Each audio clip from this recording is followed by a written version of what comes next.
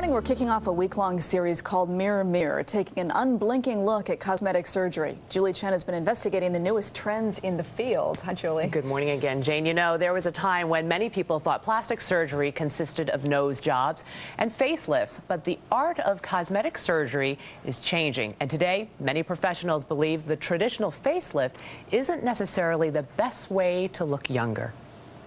When I was about 45, I had finished my cancer treatments, and I really started to hate the way my face looked. I looked in the mirror and I saw my mother.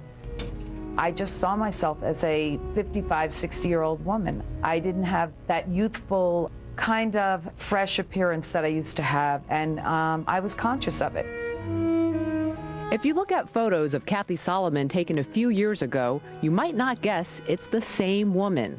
Back then, she was recovering from breast cancer, and though the treatments were successful, she felt that the ordeal had left her looking older. I had developed kind of a double chin, and that was really because I had gained a lot of weight and kind of had gone through an early aging process. I wanted to make the most out of being given a second chance. There's no mark whatsoever that you had. Kathy arranged a consultation with Dr. Helen Colen, a New York City plastic surgeon. But she was surprised when Dr. Colen said she wouldn't recommend a facelift. When she came to me, we discussed a facelift, which she thought she wanted. And I thought that she did not need a facelift at that particular time.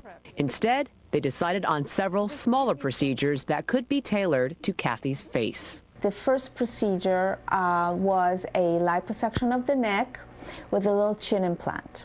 Dr. Colen also removed extra skin from around Kathy's eyes and narrowed the bridge of her nose. Today, Kathy is returning for a relatively new procedure which fills in deep wrinkles. It's called an alloderm implant. Who would be a good candidate for alloderm?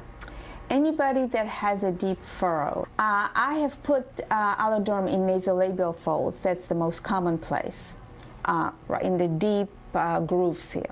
And it does a wonderful job. Dr. Colen begins by marking where the alloderm will be implanted. Then, after Kathy receives local anesthesia, small incisions are made on the inside of her mouth and nose.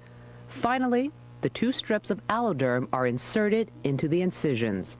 The alloderm implant sits perfectly and filled up that wrinkle we had. Dr. Colen says that the procedure costs about $2,500. Do you find that some people just can't get enough? Once they start having one procedure done, they want something else, and they're always going to find room for improvement. And where do you draw the line? When do you cut them off? If someone comes in and only they see the deformity and you don't, of course you could draw the line.